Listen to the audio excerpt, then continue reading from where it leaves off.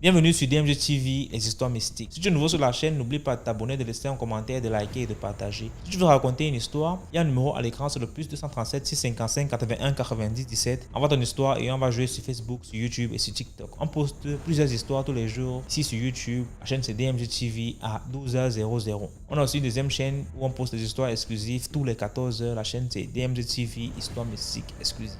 Donc je t'invite à t'abonner et à nous suivre sur Facebook, sur YouTube et sur TikTok. Sur TikTok, on fait les directs tous les mercredis et les vendredis à 20h00 heure du Cameroun. Donc voilà. Ensuite, tu as une histoire à raconter, laisse ton histoire déjà sur WhatsApp et on va poster ici. Donc, on va commencer avec la première histoire. Bonjour DMG. Bonjour la communauté DMG. Je vous suis depuis une année. J'apprécie le concept. Vraiment que Dieu vous bénisse DMG. Parce que les histoires que nous écoutons, ça nous édifie, ça nous met la puce à l'oreille, ça nous avertit en quelque sorte, quoi, de tout ce qui se passe sur cette terre. Vraiment, que Dieu vous bénisse, vraiment. L'histoire que je vais vous raconter, c'est une petite histoire, juste une courte histoire de l'oncle de mon demi-frère. Il vivait dans un village de mon pays. Un jour, il partait comme tout villageois, tout paysan, il partait au champ avec sa petite machette en main. Il arrive en cours de route, sur les petits sentiers là, qui mènent dans la brousse là. Il rencontre une jeune fille. Cette jeune fille, ils se sont dit bonjour. Je ne sais pas s'ils se connaissaient ou pas, parce que ça, ils ne nous avaient pas précisé. Ils se sont dit bonjour. Donc, la fille est partie. Ils étaient au sens opposé.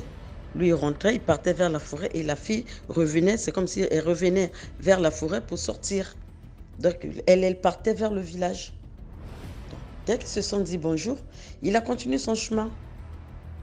Il marche. À un moment donné, il sent un grand bruit derrière lui. Il se retourne, il voit un grand oiseau qui se déploie vers lui, un très grand oiseau qui se déploie vers lui, genre pour venir l'attaquer. Et il se retourne, il voit, mais qu'est-ce qui se passe? Comme il avait la machette en main, il tape la machette sur l'oiseau. Et subitement, l'oiseau tombe. Quand ce grand oiseau tombe, même pas 2 minutes, cet oiseau s'est transformé en la jeune fille. Donc, ça dit qu'en être humain. Elle regarde comme ça, c'est la jeune fille à qui elle a dit bonjour. Ça faisait même pas 10 minutes. Elle s'est dit, mais qu'est-ce qui se passe? Il s'est mis à crier, à hurler. Il a couru, il est allé dans le village. Je ne sais pas ce qui se passe. Il commence à raconter, il a raconté, mais qu'est-ce qui se passe? Venez voir. C'était un oiseau. Il a voulu m'attaquer. Quand je me suis défendu, il est tombé, il est mort. Ça s'est transformé à cette petite-là. Je ne sais pas, tout ça. Tout le village était en ébullition, les gens sont venus, tout ça. Je ne sais pas, les parents de cette jeune fille-là, c'était peut-être je pense qu'ils étaient dans le village voisin. Ils ont entendu cette histoire, ils sont venus voir. Ils arrivent, c'était leur fille. Ils ont dit, c'est pas possible. Non, toi tu mens. C'est pas vrai. Peut-être que c'est toi qui l'as emmenée dans la forêt pour la violer, la tuer. Non.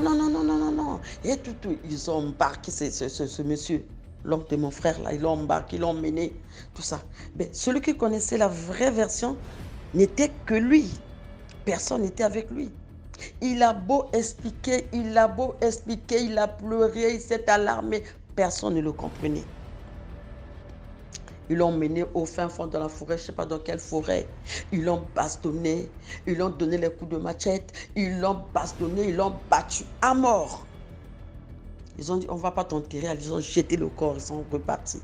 Ils ont dit, allez fouiller, je ne sais où, allez chercher votre fils. Comme il a tué notre fils, comme il a tué notre fille, excusez-moi, nous aussi on l'a tué.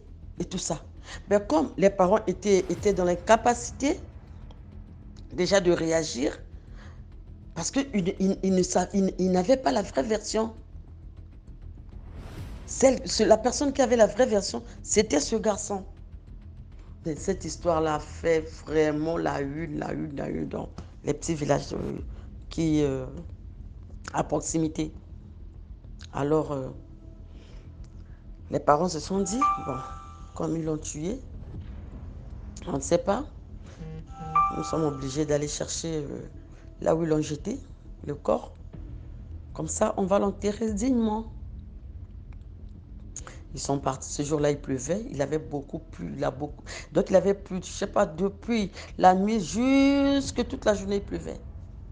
Ils sont partis fouiller dans la forêt, fouiller dans la grande forêt, fouiller dans les broussailles, fouiller. Après, il y a quelqu'un qui a entendu des gémissements. Je dis, mais j'ai entendu un petit gémissement là. J'entends des gémissements au loin. Ah ouais.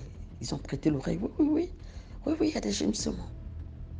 Ils se sont avancés, tout, ils ont fouillé, jusqu'à ce qu'ils ont retrouvé le monsieur affaibli, tout pâle. Il a beaucoup saigné, il n'avait presque plus de sang et tout ça. Mais il avait ouvert les yeux. Quand ils ont vu qu'il a ouvert les yeux, Dieu était avec lui. Ils l'ont pris. Ils se sont dit, bon, on peut plus le ramener au village. On cherche des voies et moyens pour l'emmener à Brazzaville. Ils l'ont emmené. Ils se sont frayé des chemins et tout, et jusqu'à ce qu'ils ont atteint l'autre là, la grande route, tout ça là, pour l'emmener jusqu'à Brazzaville.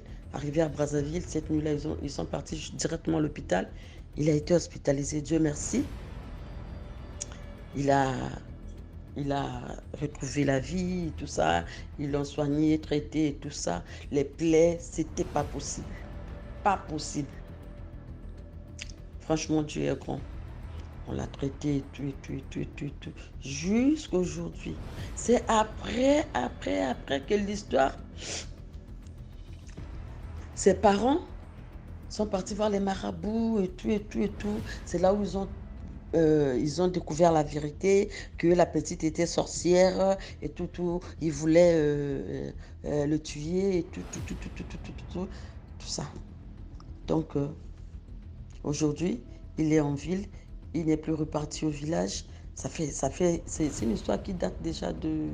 Ça peut faire 30 ans aujourd'hui, ou 25 ans. 30 ans ou 25 ans aujourd'hui. Donc, comme... Je ne sais pas avec les parents comment est-ce qu'ils se sont arrangés. Je ne sais pas, comme au village aussi, la justice, bon. Je ne sais pas comment ça s'est terminé. Mais il est à Brazzaville jusqu'à aujourd'hui avec des cicatrices. Si tu le croises en route, tu vas dire que ça c'est un voleur ou quoi? Comment est-ce qu'il a été mutilé comme ça? Donc la morale de l'histoire est que le monde où nous vivons, nous devons faire très attention. Nous devons faire très attention et prier toujours avant de sortir. Priez toujours. Priez toujours. Parce que celui qui est devant toi, tu ne sais pas qui il est. Celui qui reste avec toi, tu ne sais pas qui il est. Vraiment, c'était ça mon histoire. Vraiment, partagez, likez, commentez. Merci beaucoup. Que Dieu vous bénisse. Merci beaucoup pour l'histoire. Maintenant, on passe à la deuxième histoire. Alors, DMG TV, j'espère que vous allez bien. Bonjour à toute la communauté. Bonjour ou bonsoir, ça dépendra de l'endroit où vous vous trouvez actuellement. DMG, j'espère que vous allez bien. Moi, je vais bien par la grâce de Dieu. Et je vais vous prier de bien vouloir liker, commenter et partager massivement. Bien, je vous appelle du Togo. Je vais vous faire part d'une petite histoire qui s'était déroulée quelques années en arrière, au moins une vingtaine d'années déjà. Bien, il va s'agir ici d'une jeune fille qu'on va nommer Alexandra. Alexandra a été élevée par sa maman. Bon, pour le père, on ne sait pas, mais elle a été élevée par sa maman. Donc, elle ne s'est arrêtée qu'au secondaire 1.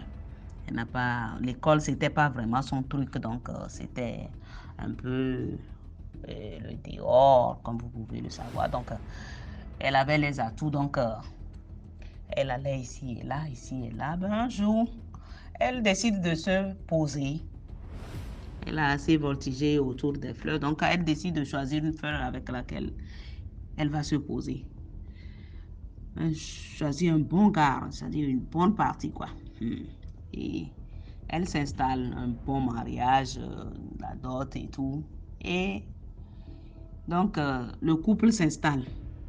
Mais une ou deux ans après, bon, Alessandra n'arrive pas à attraper la moindre grossesse. Alors que quand elle était encore jeune fille, n'étant pas encore mariée, il y avait des choses qui se passaient, mais bon, elle ne comprend pas pourquoi cette fois-ci, quand elle est maintenant mariée, et elle cherche un enfant, elle ne trouve pas. Donc, sa maman lui dit, bien, ma fille, viens, c'est moi qui t'ai mise au monde, viens, je vais donc t'amener sur les routes quelque part, on va marcher un peu, voir ce que ça va donner. C'est comme ça que dans leur démarche et marche, elle tombe sur un redoutable marabout. Donc il leur dit, oh, c'est une simple affaire. Oh, ma fille, je vais te donner beaucoup d'enfants, je vais te donner des enfants, tu vas faire des enfants, mais à condition que le tout premier enfant que tu vas avoir, tu vas l'amener ici. Et on va lui faire... il sera consacré. Bon, la maman d'Alessandra, prudente, elle cherche maintenant à savoir le pourquoi de comment. On lui explique, le marabout lui explique. Voilà, c'est votre enfant, on va pas l'embrigader ici, on va pas le garder, non, on va juste lui faire certains rites d'initiation et tout. Et puis voilà, il va être avec vous. Si c'est un garçon ou que ce soit un garçon ou une fille. Ok, on fait les listes, on achète les trucs et puis on fait les lavages, tout ce qui va avec. Et puis voilà, Alessandre revient dans son foyer. 1 an, 2 ans, pas la moindre grossesse. Bon, déjà, Alessandra en avait marre du mariage, de la belle famille qui bavarde et l'entourage qui l'embête avec quand elle envoie un enfant, on lui dit, oh, il faut faire ton enfant à toi. Et puis tout ça là, tout ce qui va avec, elle en avait marre. Et un matin, elle se dit, basta. Donc, elle quitte le foyer. Elle vient chez sa maman, elle prend une année sabbatique. Juste 1 an de repos. Elle trouve encore un bon gars avec lequel ça commence, ça marche et puis voilà, juste quelques mois de marche, Alessandra tombe enceinte comme ça. Mais c'est la joie. Donc, la maman qui ne voudrait pas qu'on dise que sa fille a attrapé une grossesse hors mariage et tout, elle précipite les choses. Le gars, bon, il était aussi content, donc on organise quelque chose.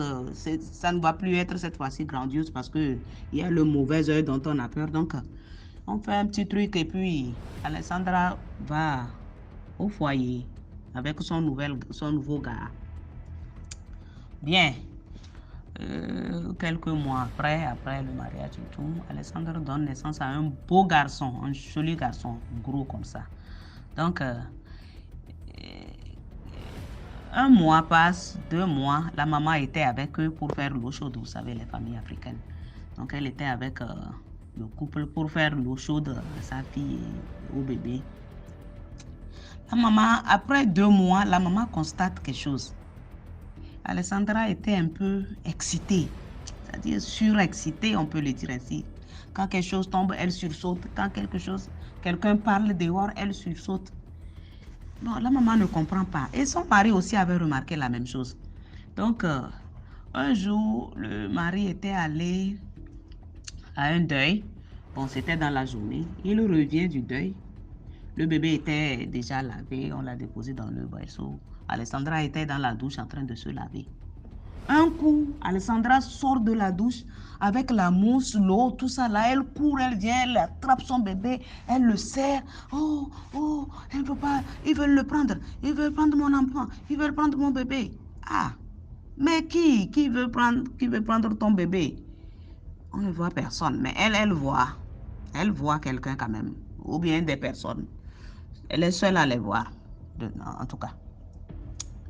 Donc, on essaie de la calmer. Le mari ne comprend rien, désemparé. La maman, bon, on la calme, on prend le bébé, on le passe dans le berceau. Elle retourne à la douche pour se...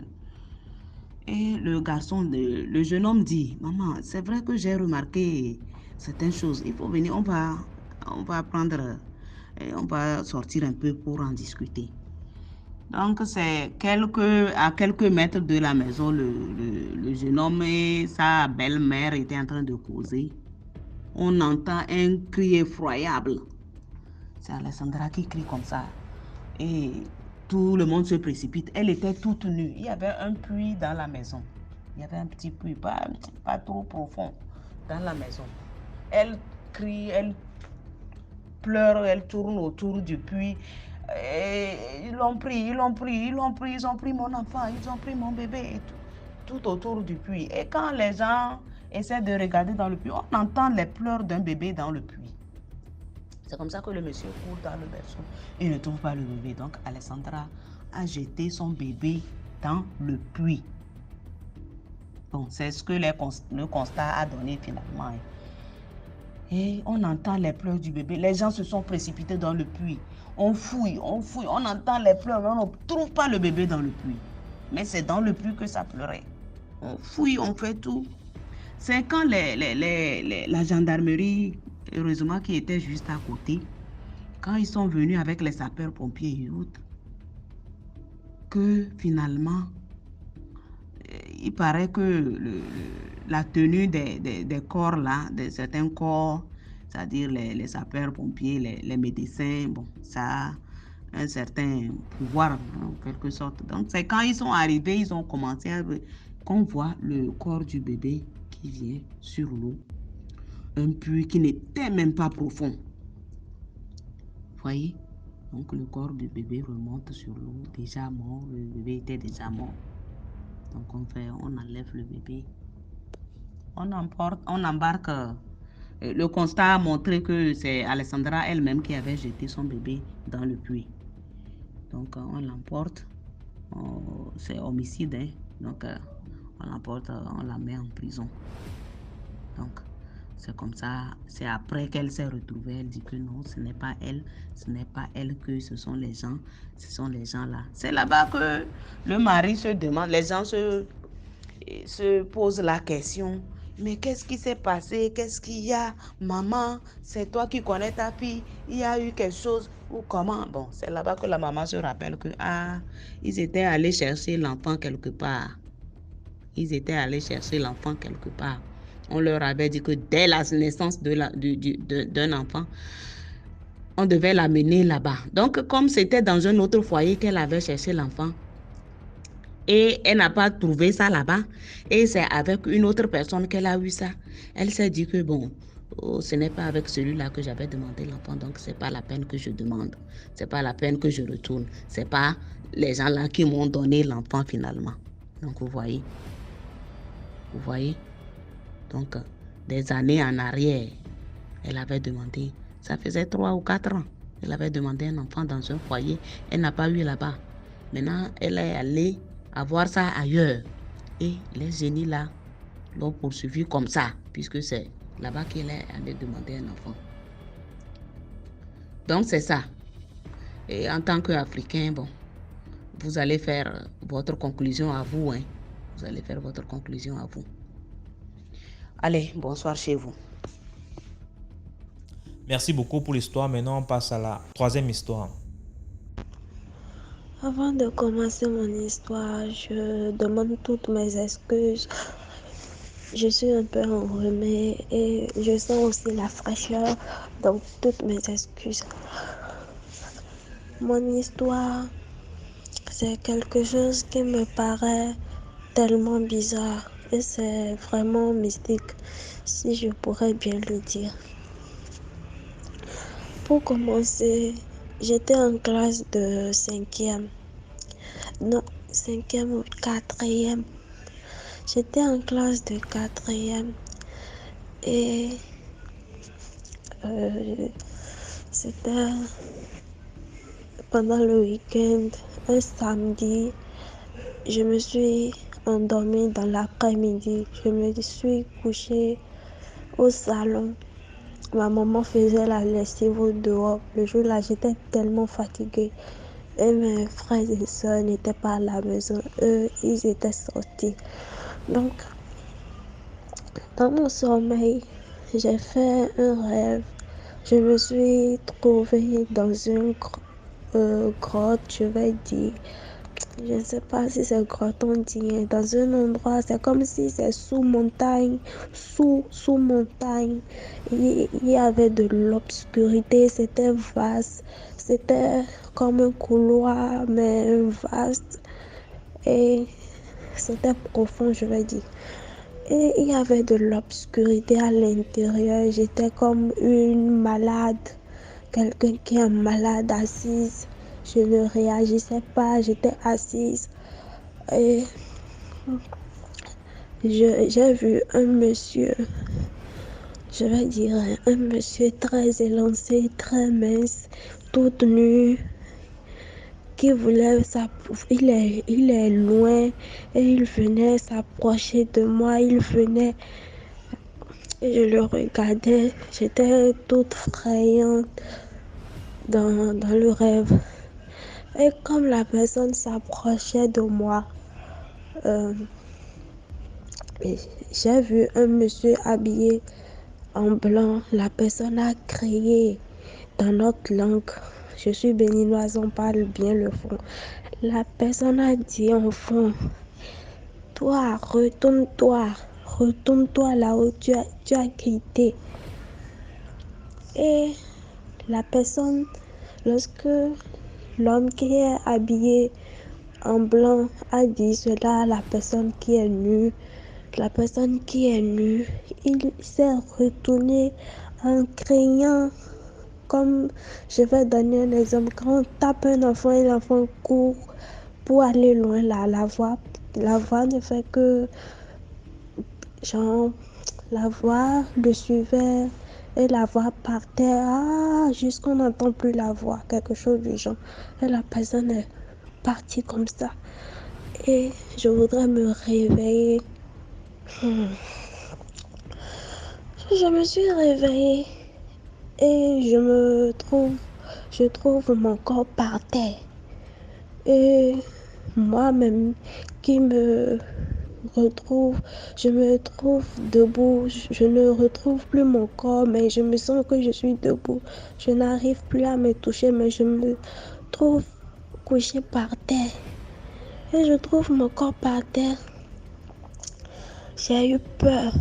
J'ai regardé ma maman. Elle était en train de faire la lessive. Comme cela se passait avant que je ne dors. Elle était en train de faire la lessive là. Et j'ai crié, maman, maman. Ma maman n'entendait pas. J'étais tout effrayée. J'étais en train de faire des choses comme quand on regarde film et on file pour que ça file. On met de vitesse et ça file quoi. Je faisais des choses vite, vite, vite. Et je filais. Si je pars à gauche, je pars à droite, je ne sais plus quoi faire. Et je me suis dit, est-ce que je suis déjà morte? C'est comme ça qu'on meurt. J'ai commencé par pleurer. Et si je voudrais bouger, je suis devenue comme même le sachet là. Ça pèse plus que ce que je sentais. Je n'ai même plus un petit pourcentage de poids. J'étais tellement léger Et j'avais senti que quand je voudrais me déplacer, c'est comme si c'est quelque chose qui me guide. Et je voudrais sortir pour aller chez ma maman. J'étais venue à l'entrée de la chambre. La chose m'était en train de me guider, comme c'est le vent qui veut qui veut me prendre. Et quelque chose m'a dit, si tu sors de la chambre, tu ne peux plus te retourner dans ton corps. Lorsque la chose m'a dit ça, je me suis retournée et j'étais en train de pleurer. Je suis chrétienne, mais la bouche que je vais trouver, l'idée que je vais trouver pour prier même, je ne sais même plus si je suis chrétienne dans ce qui se passait. Et je pleurais, ma maman était rentrée dans la chambre, elle m'a dépassée. J'ai dit, maman, maman, je te parle. Mais tu ne m'écoutes pas, maman, maman. Et elle est ressortie. Elle a commencé par ranger les bassines avec. Elle faisait la lessive. Je me suis dit, oh, je suis morte comme ça. Et je me suis recouchée. Quelque chose m'a dit, va te recoucher dans ton corps comme ton corps est. La position sur laquelle ton corps est, il faut coucher textuellement comme ça. Et je me cherchais parce que j'étais tellement léger et la chose me guidait. Je ne sais même pas ce qui me guidait. Et si je veux aller dans la direction que je veux, c'est par force que je le faisais. J'ai fait doucement, doucement. Et je me suis couchée dans mon corps. Ça n'a même pas fait une seconde. J'ai ouvert les yeux et je me suis réveillée. J'ai commencé par transpirer. Et j'ai crié maman. Et effectivement, ma maman a dit à finir la lessive comme ce que j'avais trouvé dans... Je ne sais pas si c'est rêve ça. Hein. Ce que j'avais trouvé dans le rêve là. Textuellement, ma maman a déjà fini. Elle a déjà tout arrangé, les bassines. J'ai crié maman. Ma maman, elle a dit mais qu'est-ce qui se passe? Je lui ai raconté ce qui s'est passé. Ma maman a dit c'est comme ça que toi tu veux mourir. Et après, on va dire l'enfant, elle s'est endormie et elle n'est plus réveillée. C'est fini comme ça. Donc, cela s'est passé en 2015, si je me rappelle bien. Maintenant, ça fait maintenant 2 mois. Et quelque chose du genre m'est encore arrivé. J'étais couchée dans l'après-midi. Pour cette fois-ci, je suis dans un pays Maghreb, je vais dire. Et ici, pour ne pas trop donner de détails, bon bref, je suis avec une dame dans la maison avec ses enfants. Donc, je me suis endormie dans l'après-midi et j'ai fait un rêve et j'étais en train de marcher. Et là où je marchais, la ville dans laquelle je promenais, j'ai senti que quand les personnes me regardent, ils me regardent très bizarrement. C'est comme si, mais celle-là d'où elle vient, c'est comme si je ne suis pas quelqu'un de bien qui pouvait être parmi eux. Et quand ils me voient, ils me fixent les yeux sur moi et ils ne font que me regarder. Et j'ai eu peur, je me suis dit, ou bien je suis parmi les morts ici. Je me suis dit cela dans le rêve. Je marchais, je ne savais même pas là où je voudrais partir. Et j'ai fait beaucoup de distance, j'ai parcouru beaucoup de distance avant d'arriver à quelque part. J'ai vu un jeune homme. Lorsque le jeune homme m'a vu, il m'a dit, hey, je t'attendais depuis, c'est maintenant que tu es arrivé. J'ai dit, oh, je ne te connais pas. Et c'était un beau gars, était noir, ciré. Bon. Et il y a les petits garçons qui est près de ce gars-là. Il disait, oui, il t'attendait depuis. petite soeur, maintenant c'est ici que tu devais t'arrêter. J'ai dit non, je sais pas ici, je voudrais partir. Et je regardais encore en avance pour pouvoir quitter chez lui, pour continuer mon chemin. J'ai vu qu'il n'y a plus de voie. Je voudrais me retourner, il est en train de me taquiner. Non, c'est ici, regarde, c'est ici ma maison. J'ai fait un coup d'œil dans la maison. Il faisait nuit. Alors que lorsque je promenais, il faisait un peu jour, mais lorsque je suis venue vers le gars là, il me taquinait que c'est chez lui, je devais venir. J'ai regardé j'ai jeté un coup d'œil dans la maison, j'ai vu une dame qui est en train de préparer. Et je voyais le feu en bois qu'on prépare avec là. La dame est en train de préparer avec et il y a beaucoup de chambres dans la maison. La maison est un peu dans l'obscurité. Lorsque j'ai vu la maison, j'ai dit, c'est quoi ça? Moi, je ne peux même pas habiter ici. J'ai dit cela dans mon cœur. Et le gars me dit, viens rentrer chez moi. J'ai dit, non, je ne peux pas rentrer chez toi parce que c'est pas ici que je devrais y aller.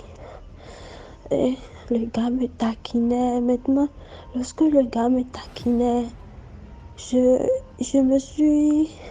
Genre, c'est comme si le rêve là s'est passé.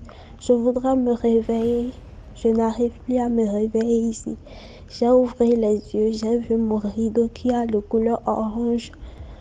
Je voudrais me lever pour aller ouvrir le rideau. C'est comme si quelque chose me tire par derrière. Et lorsque la chose m'a tiré par derrière, j'ai crié maman pour que la maman chez qui je suis pourrait venir me réveiller, me secourir. La maman n'a pas entendu. La chose m'a retiré. Je me suis rentrée en moi et le rêve a encore continué. Je me suis revue avec le gars. Le gars qui me taquinait. Tu dois rentrer chez moi. Tu dois rentrer dans ma maison. On est en train de préparer même. J'ai dit non. Et lorsque le gars est en train de me taquiner, la maman m'a appelé. Je donne un exemple comme Aura. Aura, la dame a dit ça une fois même. Et lorsque j'étais dans le rêve là, c'est comme si c'est un mur. Je suis derrière le mur et on m'a appelé, j'attendais directement. Et lorsque j'ai entendu la voix de la dame, j'ai commencé par sourire dans le rêve. J'ai dit Dieu merci, on m'a appelé même déjà. Et le gars me dit tu vas où? Tu vas où? Et je me suis réveillée ici, j'ai ouvert les yeux. Je me suis dit mais qu'est-ce qui s'est passé comme ça? Si la dame ne m'avait pas appelé et je rentrais dans cette maison, donc je vais mourir comme ça. J'ai appelé ma maman, je lui ai fait vocal, je lui ai expliqué ça. Ma maman m'a dit, mais toi là, pourquoi ce genre de choses t'arrivent? Faut beaucoup prier, c'est pas bon. Si tu avais rentré dans cette maison et il t'a donné du manger et tu manges, tu ne pourras plus jamais te réveiller, tu vas mourir comme ça. Et je voudrais demander à la communauté de DMG TV, est-ce qu'il y a des gens qui font ce genre de rêve? C'est comme si on est déjà mort, on est parmi les morts comme ça. C'est ce que je voudrais que on m'explique un peu si c'est à moi seul, c'est avec moi seul, cela se passe. Et on m'appelle et j'entends dans le rêve. J'entends qu'on m'appelle dans le rêve. Vraiment. Et parfois, si je veux dormir sans prier, même si je suis fatiguée, je ne me sens plus à l'aise, je me force de dormir. Et parfois, je me demande, donc un jour, c'est comme ça que je pourrais mourir ou bien quoi, je ne sais pas. Je ne sais pas. Ce qui m'arrive là, je ne sais même pas comment l'expliquer. Merci beaucoup pour l'histoire. Maintenant, on passe à la quatrième histoire. Commentez, likez, partagez. Bonsoir DMG. Bonsoir toute la famille DMG. Et déjà, merci pour ce que tu fais. Je t'écoute tous les jours au bureau, chez moi. je suis fan, quoi. Bon, c'est la première fois. J'ai beaucoup d'histoires. Je vais te raconter mon histoire, ma propre histoire. Bref, je suis camerounaise. Je vais pas en dire plus sur moi. J'espère qu'après mon histoire, les gens pourront tirer des leçons. Mais les gens pourront aussi se retrouver dans l'histoire. Bref, c'est l'histoire de ma sœur consanguine, ma grande sœur consanguine. Donc, mon père... Pardon. Mon père, bien avant, avait épousé une femme. Avant d'épouser ma mère, il a été marié à une dame, à une femme, à une très belle dame, parce que mon père avait un faible, parce qu'il est décédé par son âme. Mon père avait un faible pour les femmes brunes, métisses. Soit tu étais très très brune ou métisse. Donc c'était comme ça. Donc sa première femme, elle était vraiment top, très belle. Donc ils ont vécu ensemble. Moi, je n'étais pas encore née, puisqu'ils n'avaient pas encore connu ma maman. Donc ils ont vécu ensemble et la dame lui a donné un enfant, une fille. Cette dame pratiquait beaucoup sur mon père. C'est-à-dire, quand ils se sont séparés, ils se séparent. Pourquoi? Parce que c'est-à-dire, elle n'avait rien d'une épouse. Elle était tout le temps dehors. Elle faisait la fête et tout. Mon père était un fonctionnaire. Donc, le niveau de vie, il ne pouvait pas la contenir, quoi. Donc, quand ils se sont séparés, il s'est rendu compte que quand il rangeait ses effets pour qu'elle sorte de sa maison, il y avait les crânes, les têtes les crânes sous le lit, les fétiches, quoi, sous le lit. C'est là où il se rend compte qu'en fait, il vivait avec quelqu'un qu'il ne connaissait pas, en fait. Donc, du coup, ils se sont séparés dans les problèmes parce qu'en fait, il s'est rendu compte que tout ce qu'il a trouvé sous le lit, les marmites avaient des trucs bizarres, quoi. Donc, son lit, là où il dormait sous les fétiches, quoi. Donc, il se rend donc compte et puis ils se séparent. Elle va avec l'enfant pour un début. Après, par la suite, là, mon père avait déjà presque... Pardon. Mon père avait déjà presque la quarantaine. Il se retrouve avec un seul enfant. Lui, qui voulait beaucoup d'enfants. Il se retrouve avec un seul enfant. Alors, rapidement, il cherche une autre femme qui sera ma mère, ma maman. Donc, c'est comme ça qu'il épouse ma maman très, très jeune.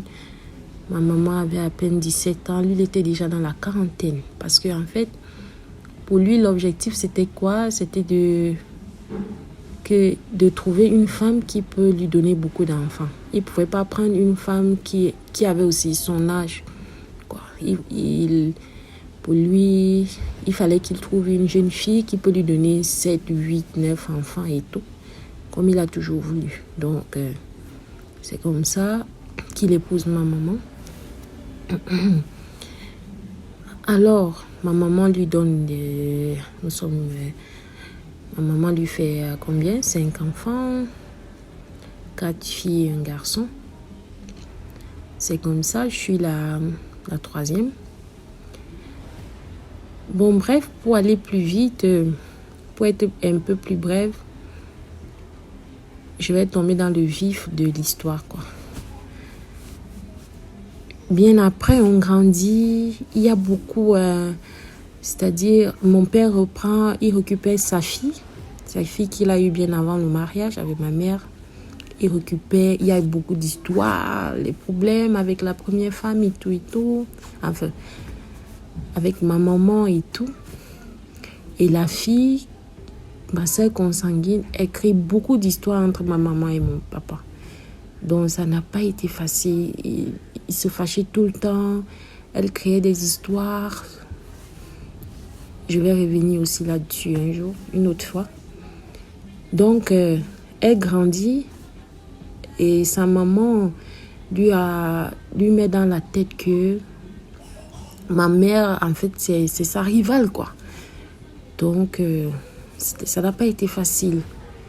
L'enfance avec elle, ça n'a pas été facile. C'est-à-dire, il y a eu un jour, ma mère est allée au travail, mon père était au travail. Nous étions avec la nounou à la maison. Elle a ouvert la bouteille de gaz. Elle a ouvert tous les feux. Heureusement que la maison n'a pas pris feu. Ma maman arrivait à temps. Donc, elle nous a menés à tous la vie dure. Donc, plus tard, nous tous ont grandi. Je vais à l'université. Mes parents restent avec mes sœurs et tout. Alors, une fois, je reviens parce que je tiens à préciser que sa maman était métisse. Mais elle est sortie noire comme mon père. Très, très noire, mais un beau noir, quoi. Elle est sortie noire. Et je me dis que ça la frustrait parce qu'après, elle s'est décapée. Elle est devenue toute blanche comme sa maman. Elle s'est décapée. Mais moi, ma maman, elle est carteron. Je suis sortie très claire.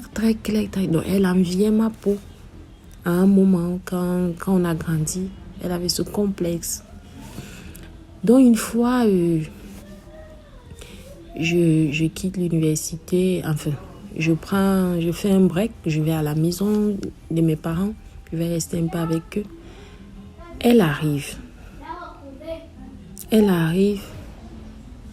Elle se met un jour, un matin, elle dit toi, tu es brune. Donc, elle fait comme si elle délire, quoi. Elle me demande, toi, tu es brune et tout. Depuis quand tu as un teint clair? Mais je la regarde, ma mère la regarde, mais attends. Parce qu'elle sortait du Nigeria.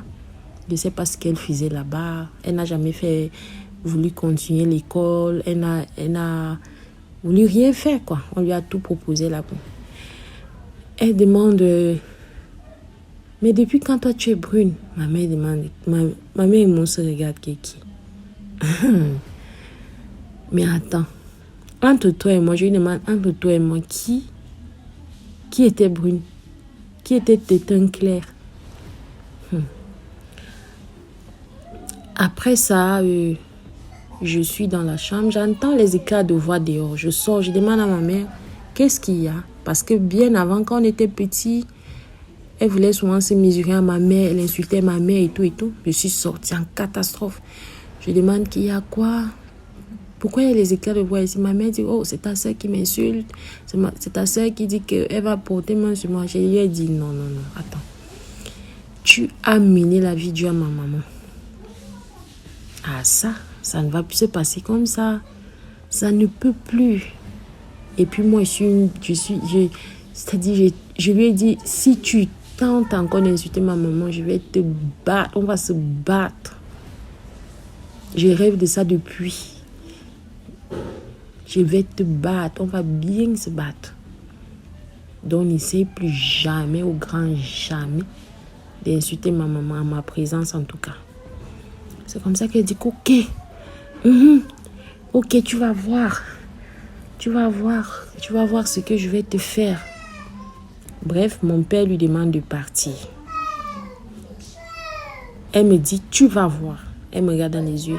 Elle me dit, tu vas voir. Moi, naturellement, je dis, ok. Ah, c'est comme ça qu'elle part. Moi, je reste naturellement. Alors, une nuit, voilà là où tout commence. Une nuit, j'ai envie de faire pipi, je vais aller aux toilettes, je descends. Parce que bon, c'était les lits superposés, les lits en étage là. Je dormais en haut. Je descends. Alors je descends.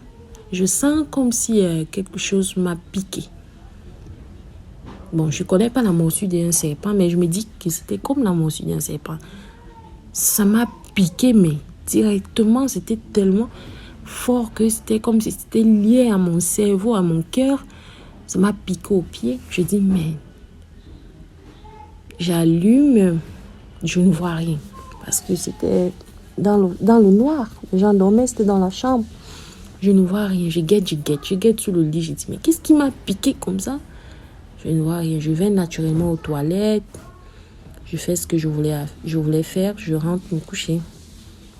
Mais jusque-là, le pied, ça ne va pas. Je me couche, je m'endors. Le matin, je me sens déjà en incapacité de descendre, de marcher. Et puis, je me sens déjà lourde. Moi qui suis sportive, moi qui suis vivante et tout, j'étais déjà faible. Je me sentais un peu faible. Alors, le matin, ma maman me demande de l'accompagner au marché. Elle me dit, écoute, pas à l'époque, c'est pas trop, c'était les choses de 2008, mais dans mon quartier, ma mère voulait se vanter que, parce que avant, j'étais vraiment très sexy. Et puis, les étudiantes, tu vois, donc ma mère voulait un peu se vanter avec moi et tout, que sa fille, sa fille qui sort de l'université est là et tout. Donc, elle voulait un peu marcher à mon quartier, au marché, pour se vanter et tout. Donc, je lui dis, maman, je ne peux pas t'accompagner au marché. Elle dit, pourquoi? Tu es arrivée et tout. Je veux aussi marcher avec toi. Et je veux aussi, comme on voit aussi que j'ai une grande fille qui a le bac et tout. Je lui dis, je ne me sens pas bien, honnêtement. Elle me dit, non, il faut qu'on aille et tout. Moi, je n'aime pas ça. Tu arrives ici, tu ne peux même pas m'aider à aller au marché, à aller porter mes sacs et tout. Je dis, hey. Il dit, ok, allons. On va, j'ai de la peine à marcher. Ma mère dit, en tout cas, je sais que tu ne veux pas marcher avec moi, tu ne veux pas aller m'aider à porter les sacs au marché. J'ai dit, non, je ne me sens pas bien. Il y a quelque chose qui m'a piqué dans la nuit. Je ne sais pas, peut-être c'est ça qui me dérange. Elle me dit, jamais, ça sont les histoires. C'est parce que toi, tu trouves mieux d'aller boire le vin, d'aller faire la fête avec tes amis, que de rester avec ta maman, d'accompagner ta maman au marché et tout. Je dis, non, ce n'est pas ça. Je ne me sens pas bien. Ok. Elle ne comprend pas. C'est comme ça que je marche, je m'assois en route. Elle dit, Kiki. Elle me dit que pardon. Prends ta moto, tu rentres à la maison. Prends la moto, tu rentres. Parce que là, vraiment, tu es en train de m'énerver. Va, prends ta moto, tu rentres. Vous connaissez les mamans Betty. Enfin, pour ceux qui sont camerounais. Parce que je suis Betty. C'est comme ça que je rentre à la maison. Naturellement, je vais me coucher. Parce que j'avais déjà des sueurs froides. Et mon pied était franchement lourd. Je ne comprenais pas. Mon pied était lourd. Et puis j'avais des sueurs froides. J'avais un peu des vertiges. Ma bouche commençait à être amère. J'étais mal, quoi. Mais je ne savais pas. Je ne comprenais rien. C'est comme ça que je m'assois au salon. Avant d'aller me coucher, je m'assois au salon. Je trouve mon père là. Il me dit, c'est quoi? Je lui dis, je me sens pas bien. Et tout, il y a quelque chose qui m'a piqué dans la nuit. Je ne sais pas si c'est ça qui me cause ça, mais il me dit, tu sais que tu as souvent un palu qui te dérange. C'est ça qui te dérange? Je dis, je ne sais pas, mais je ne me sens pas bien. Il me dit, ok, va te coucher. Je pars, je vais me coucher. Là, ce sont les histoires de peut-être 9 heures. Je pars me coucher.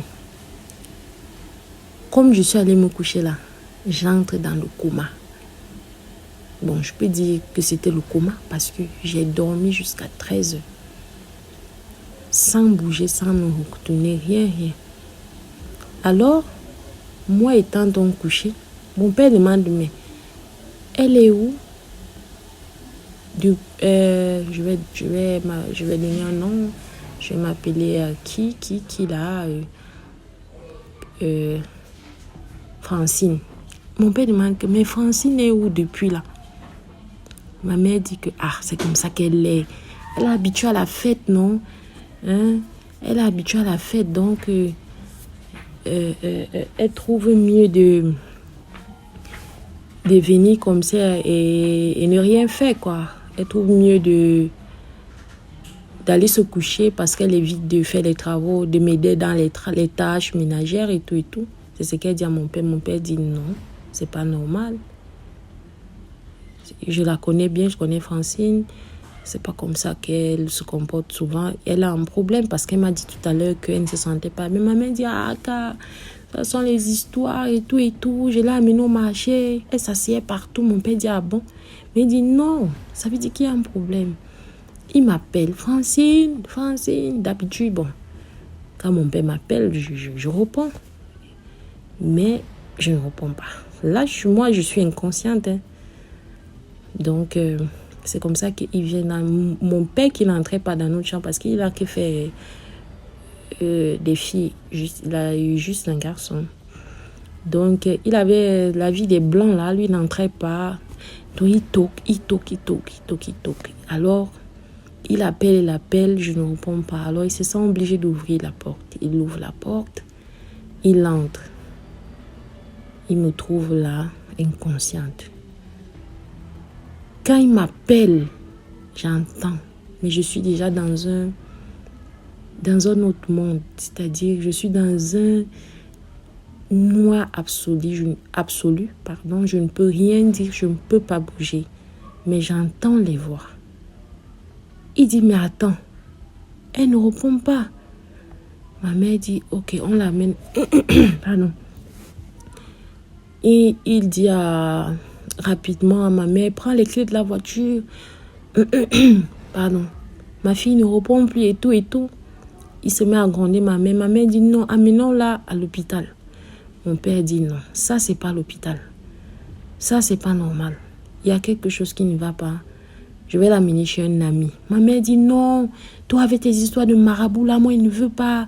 Il dit non, c'est pas... Mon père dit, non, ce n'est même pas le moment de me parler. C'est-à-dire, ne m'embrouille pas. Ne me casse pas les oreilles, quoi. Je t'ai dit que, surtout que j'étais d'abord son premier enfant à avoir le bac. Mon père, oh Dieu, mon amour de père, père à son âme. C'est comme ça que, c'est mon père qui m'a sauvée. C'est que je serais morte.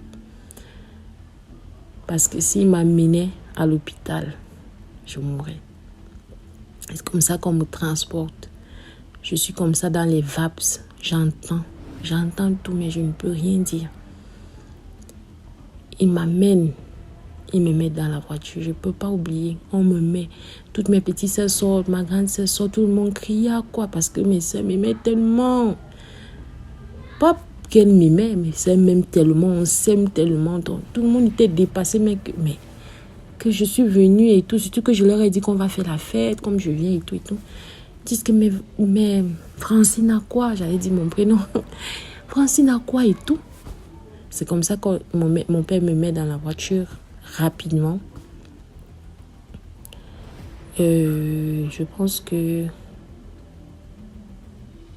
Ouais, ma maman n'est pas partie. Ma mère a dit qu'elle va voir... elle va rapidement à l'hôpital. Parce qu'elle ne croit pas en ces choses-là. Parce que ma maman, elle ne croit pas en ça. Hein. Elle a dit qu'elle va à l'hôpital. Elle va expliquer qu'on va lui donner ce qu'il faut.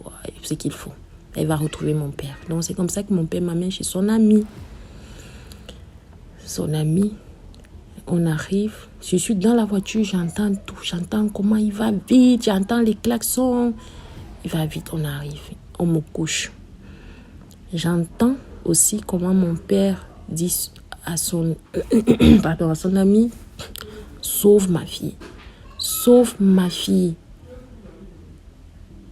S'il te plaît, sauve. Ne me dis, je veux même pas entendre, fais quelque chose. Son ami dit que calme-toi. Il regarde, il lui dit, qu'est-ce qui s'est passé et tout. Je lui demande qu'est-ce qui s'est passé. Mon père dit, je ne sais pas. Elle dit elle m'a expliqué quelque chose le matin, comme quoi il y a quelque chose qui l'a piqué et tout. Je ne sais pas. Je peux... Juste après, elle allait se coucher et voilà et tout. Son ami tape les trucs, il fait les trucs, il prend les trucs là, les courriers et tout, les espèces de trucs là. Il se met à faire la vision et tout. Il dit à mon père, tu as eu beaucoup de chance. Pardon. Tu as eu beaucoup de chance parce que elle est déjà à 2 doigts de partir. C'est un poison violent. Et effectivement, il y a quelque chose qui l'a piqué. C'est une araignée mystique qu'on retrouve seulement au Nigeria. Mon père essaie d'abord comme ça. Et comme il sait que je suis quelqu'un qui... Je ne suis pas stable, quoi. Je suis comme... J'aime la fête, j'aime et tout. Alors, il est perdu. Il demande qu'elle est partie. Donc, tout ça, j'entendais. Tu vois. Il se demande, elle est partie au Nigeria à quel moment? Waouh! Et tout. Il commence à dire, les enfants de maintenant, elle allait... Il dit, non, c'est pas ça. Il dit, je vais vous dire. Mais laisse-moi d'abord la traiter parce que c'est une question de temps, quoi. Il a commencé à scarifier, faire des scarifications sur mon pied et tout. C'est comme ça que il commence, comme il fait des scarifications. Non, il ne travaillait pas sur mon pied. Il travaillait sur quelque chose d'autre. Mais c'était comme si c'était lié à mon pied. Donc, quand il coupait sur l'objet qu'il avait, je ne sais plus trop, ça se coupait aussi sur mon pied. Comme il faisait les scarifications sur une espèce de... C'était comme une pierre. C'est aussi comme ça que je ressentais et je revenais à moi. J'ai commencé à ressentir mon corps, quoi. C'est comme ça qu'il dit à mon père que c'est bon. Il me fait boire quelque chose. Il dit à mon père que ça va aller. Elle va revenir petit à petit, mais elle est sortie déjà du trou dans lequel elle était. Parce qu'elle était dans un trou. Elle va ressortir. Il dit à mon père, viens. Il se met dehors. Mais jusque-là, j'entends, parce que c'était un monsieur qui avait quand même là une voix grave. Donc j'entendais. Mais mon père aussi avait une voix grave, donc j'entendais. Il dit à mon père que c'est une histoire de famille. Tu veux vraiment que je te dise qui a fait ça? Mon père dit que non. Là où je suis là, j'aime trop ma fille ici. Donc, même si tu dois même tuer la personne, parce que là, c'est quand même... Il dit à mon père que non. C'est une histoire de famille. Ça va. Tu n'as pas besoin de faire du mal à la personne qui lui a fait ça. C'est une histoire de famille. Mon père lui dit une histoire de famille, c'est-à-dire... Il dit, je vois, tu as une fille. Tu as une fille. Tu l'as eue avant. Pas avec ta femme. Tu l'as eu avant, je vois ta fille. Mon père cherche dans sa tête parce qu'il a eu beaucoup d'enfants en dehors, quoi. Avec d'autres femmes que ma maman. Il cherche dans sa tête et tout. Il dit, je me retrouve pas. Il dit, parce qu'il pouvait pas imaginer que c'est ma soeur consanguine là. J'ai donné le nom, j'ai oublié le nom. Je sais pas si j'ai donné ou pas, mais bon. Il lui dit, elle était là il y a 2 jours. Je vois là, elle vit à Douala, mais elle est en couple avec un Nigérian. Elle était au Nigeria récemment, c'est là-bas qu'elle a pris ça. C'est là où mon père dit,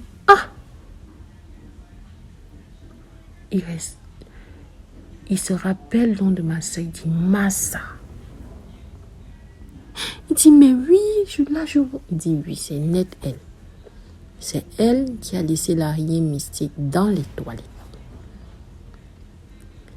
Donc, l'araignée la vit dans les toilettes et ça sort dans la nuit et ça a une personne spécifique que ça cherche. C'était ta fille.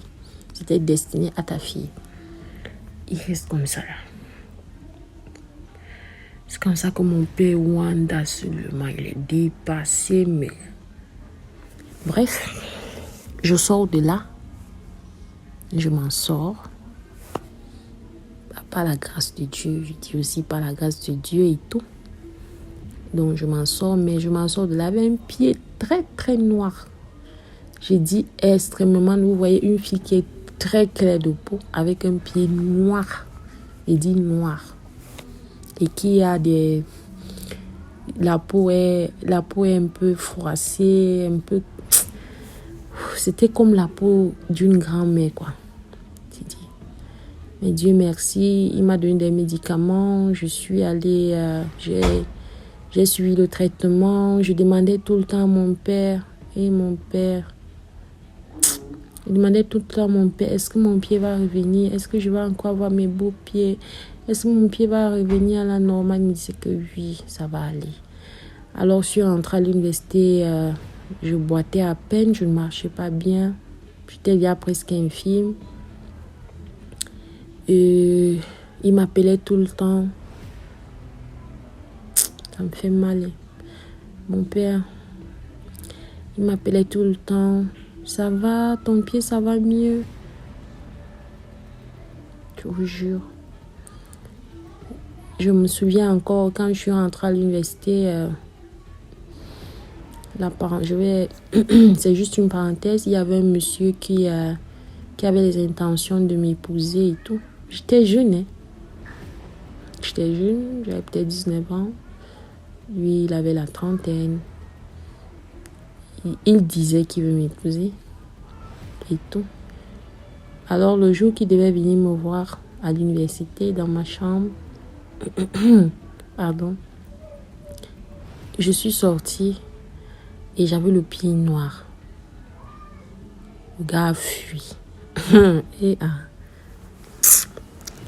Il a fui parce qu'il n'a même pas... Il m'a demandé, mais quoi, c'est quoi ce pied-là? J'ai voulu lui expliquer, mais il n'a pas compris, il a fui. Mais bref, bon. Je me suis remise. Les choses sont revenues à la normale. Je me suis en sortie. Donc, c'est la fin de mon histoire. Je ne sais pas si j'ai été longue, mais c'est ce que j'ai vécu, c'est mon vécu. Je n'ai jamais oublié parce que c'était je peux dire, les dernières actions que mon père a fait dans ma vie parce qu'après, il est décédé. Donc, c'est une histoire que je garde tout au fond de moi. Et c'est-à-dire, ça m'a tellement traumatisée que j'ai des filles, j'ai 3 filles. Je leur apprends l'amour entre elles parce que vous ne pouvez pas imaginer quand la jalousie s'installe entre les sœurs. Parce que pour moi, 10 sœurs consanguines, c'est ma sœur. C'est ma sœur. Mais jusqu'à aujourd'hui, je ne sais pas là où elle est. Elle me déteste à mort. Bref, merci DMG. J'espère que tu vas apprécier mon histoire. J'espère que l'auditoire va apprécier mon histoire. Sur ce, je vais vous demander de partager, liker. Je ne sais pas si c'est ça qu'on dit. Hein. Partager. Oui, c'est ce qu'on dit souvent. Partager, liker. Et on se retrouve très, très bientôt. Je reviendrai pour d'autres histoires. Je ne sais pas si mon histoire sera appréciée, mais bon, je reviendrai pour d'autres histoires. J'ai beaucoup d'histoires. Merci et à bientôt.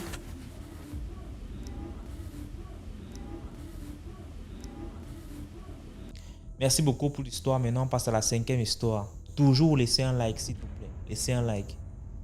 Bonsoir DMJ. Je sais que je vous fais la note assez tard, mais j'espère que justement cette note édifiera un maximum de personnes. Alors l'histoire que je vais vous raconter, c'est l'histoire de quelqu'un, mais c'est une histoire très importante parce que je souhaite en fait vous la raconter car justement elle édifiera un certain nombre de personnes. Cette histoire porte sur les maris de nuit et les femmes de nuit. Alors, c'est l'histoire d'une jeune femme qui vivait seule. Donc, cette jeune femme-là disait souvent, ah, si j'avais un mari, ah, si j'avais quelqu'un, ma vie devait être mieux. Et voilà que toutes les choses en fait que la dame souhaitait qu'elle se réalise se manifestaient. Ça veut dire si elle avait envie d'avoir un plat, elle retrouvait un plat sur la table sans pour autant se soucier de la provenance. Parfois la nuit quand elle dormait seule et que justement sa libido montait, elle ressentait en fait comme la présence de quelqu'un, donc des rapports sexuels et tout, sans prêter vraiment attention à ce qui se passait. Donc elle se disait, bon, c'était juste des rêves érotiques. Maintenant, avec le temps, puisqu'elle mangeait la nourriture et qu'elle justement avait ces rapports, c'est devenu comme en fait une routine pour elle. Une routine pour elle parce qu'elle se disait que c'était quelque chose d'abstrait. Et lorsque justement elle avait du temps, elle s'adonnait à certaines pratiques. Donc ces choses-là en favorisant en fait la présence de ces maris de nuit et femmes de nuit. Donc ces maris de nuit, ce mari de nuit-là en fait s'est manifesté physiquement. Maintenant comme une personne en fait qu'elle a rencontrée dans la ville. Et le mari de nuit en question est venu en fait élire domicile, sans pour autant se présenter comme étant un mari de nuit ou une femme de nuit. Maintenant, avec le temps, la personne en fait, quand elle finit son travail, quand elle rentre, le mari de nuit est déjà à la maison, installé et tout. Donc les gens se disent que c'est même une personne, alors que ça ne l'est pas. C'est pas réellement une personne parce que la personne, le mari de nuit, n'apparaît en fait qu'à partir d'une certaine heure et elle a l'impression en fait de bien connaître en fait ce mari de nuit là. Donc un jour, étant seule dans sa chambre, elle a été victime en fait d'abus sexuels et tout. Et juste après, quand elle est repartie en fait sur son lieu de travail, quand elle a essayé d'expliquer l'histoire en fait comme si c'était quelqu'un d'autre qui avait vécu cette histoire, on lui a expliqué en fait que ce n'était pas du tout normal, qu'il faut briser les liens, qu'il faut arrêter de manger la nourriture en fait de cette personne-là et de dire en fait qu'elle ne peut pas se marier avec quelqu'un qui est dans l'autre monde. C'est ça. Et donc donc en rentrant, elle a décidé en fait de ne plus manger les plats en question. Et elle a brisé en fait tout lien avec cet esprit-là. Sauf que l'esprit a commencé à se fâcher et a commencé à réagir vraiment violemment. L'esprit a commencé à la poursuivre physiquement pour l'attaquer. Et c'est quand elle a commencé à prier, elle a cassé les assiettes et tout, quand elle rentre dans sa maison, que l'esprit en fait n'avait plus accès à sa maison. Et l'esprit n'est même pas venu seul, l'esprit venait maintenant comme avec des personnes qui sont comme des membres de sa famille pour essayer de revendiquer en fait le foyer en question. Et c'est quand la personne dit non, cette maison c'est la mienne, tu n'as plus aucune place. Donc l'esprit expliquait même à ses frères et sœurs qu'il n'avait plus accès parce que les éléments en fait qui Donc, que ce soit les plats étaient cassés, tout ce qui faisait en sorte en fait que sa présence puisse être dans la maison était anéanti. Donc, l'esprit en question n'arrivait plus à rentrer dans la maison.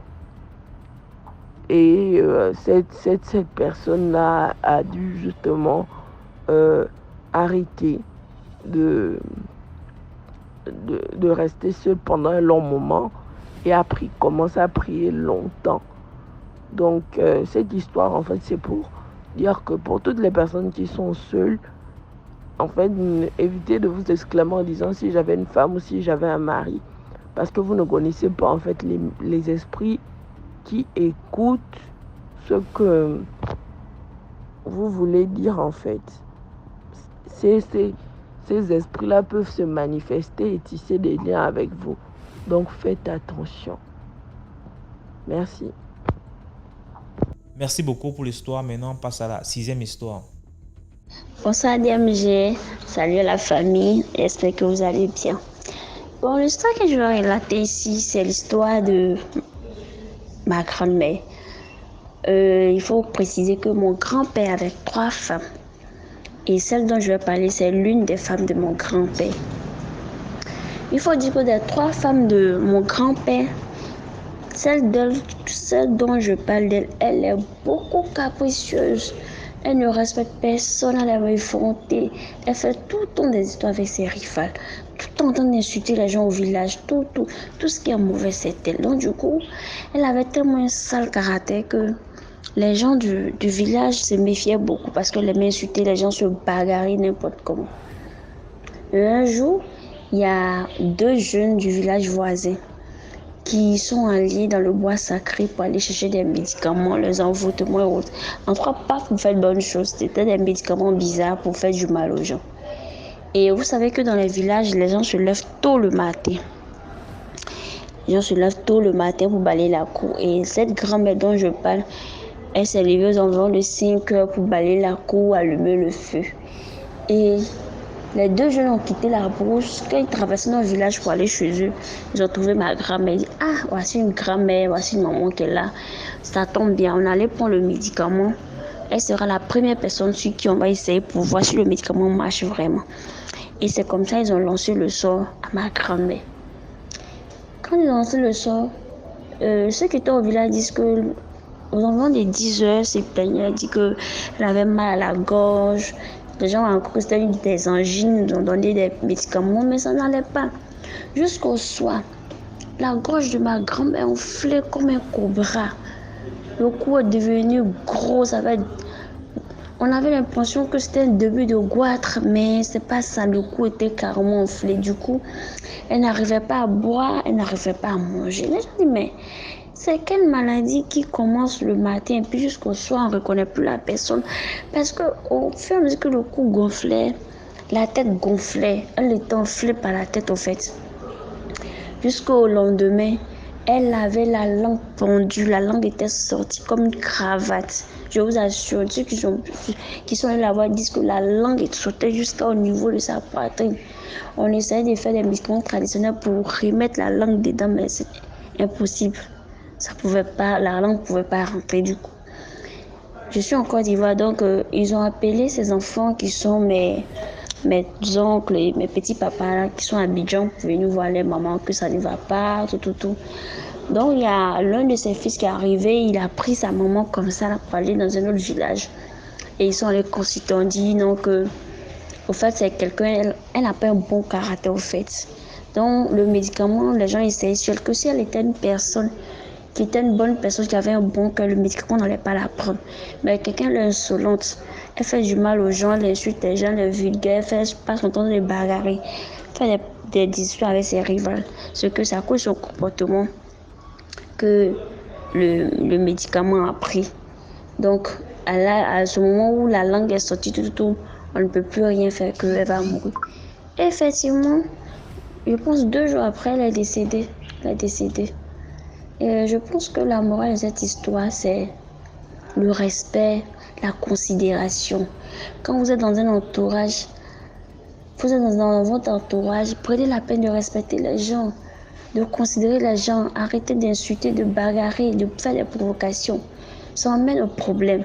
Ma grand-mère, par exemple, si elle avait un bon cœur, si elle n'avait pas ce sale comportement aujourd'hui, je pense qu'elle serait en vie parce qu'elle n'était pas aussi vieille que ça. Et c'est un peu la morale de cette histoire. Merci. Je pense que j'aurai encore le temps d'envoyer d'autres histoires. Voilà, c'est tout pour aujourd'hui. Si tu aimais la vidéo d'aujourd'hui, laisse un commentaire, commente, partage, invite plusieurs personnes à venir liker et à s'abonner. Ce qu'on fait, c'est pour sensibiliser. On se prend demain pour une nouvelle vidéo. Ciao, portez-vous bien, surtout priez avant de dormir.